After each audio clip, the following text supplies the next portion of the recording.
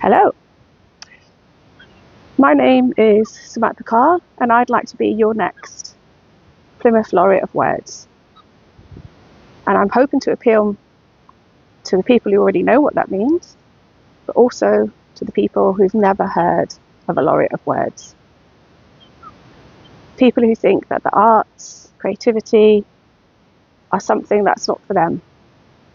People who think that you learn poetry at school and it's boring and you have to analyse it and you have to know what it means. Because the truth is you don't. We tell stories every single day to each other. We send texts, WhatsApps, and we send photos. Those are all stories. We can all do them, and that's how we create our world. So I'd like to use the power of words, stories, and creativity to work with the people that are already doing great work in Plymouth, like Nudge. Mine's gone blank, but there are lots of people that are already doing great work. And I'd like to reimagine what Plymouth could be if we all get together, and also to celebrate the stories that maybe haven't been told about places like Drake's Island, about this house behind me, and if you can see in the background, Smeaton's Tower. So if you'd like to start reimagining this beautiful place, vote for me. Thank you. My story is called Anything is Possible, the Reopening Night. It was my pleasure to be invited to the grand reopening of the Palace Theatre in Union Street. This iconic venue originally opened in 1898, but sadly, the theatre's creative doors closed in 1983. Many locals will remember that it became the Dance Academy, which was the largest nightclub in the southwest and attracted DJs from around the country. Like much of Union Street in the 1990s, it was a vibrant place where many locals met friends and even future partners. The reopening of the Palace Theatre has been a community effort, and I was greeted by the Anything is Possible team responsible for this makeover. An effort that would leave Annika Rice's treasure hunt in awe. Barbara Newell set up the team when she grew tired of hearing people say they wanted somebody to do something about the area. We're always waiting for somebody to pick up the reins and get things moving, she told me as we collected our programme for the show, which was called Our Time. She didn't just get things moving. She obtained numerous grants, attracted international investment, and formed a group of like-minded folks who spent every free moment visiting local builders, painters, and DIY stores. The key was that we spoke to them in person.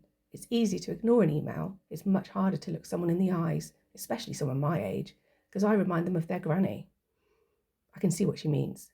If she'd asked me to pick up a paintbrush or clean the toilets, I'd have put down my ice cream and got to it straight away.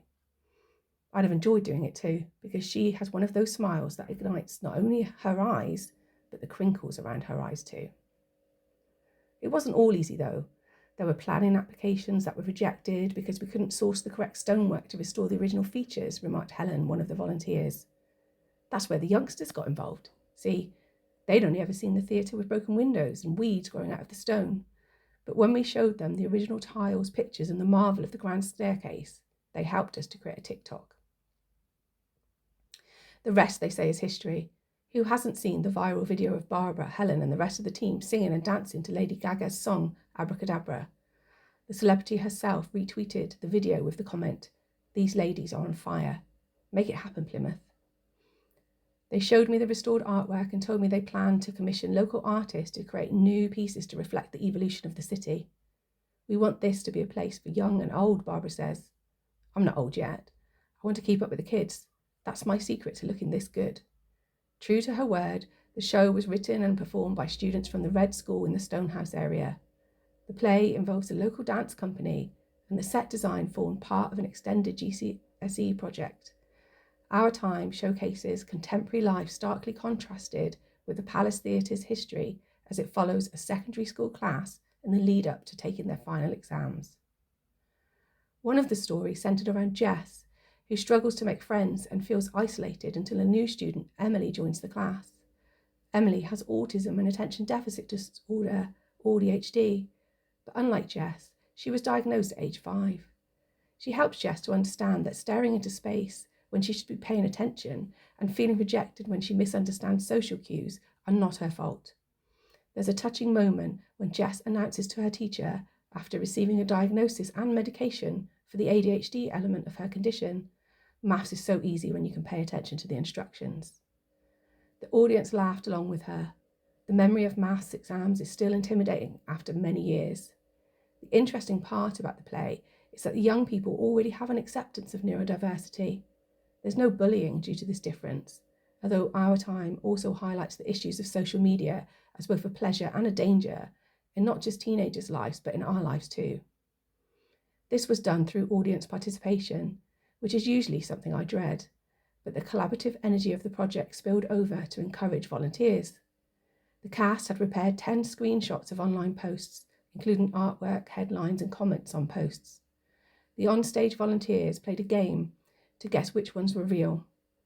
The highlight was that there was only one real screenshot, which was a picture of a shirtless, muscular young man leaning against an expensive car, accompanied by the tagline, "Real men work out."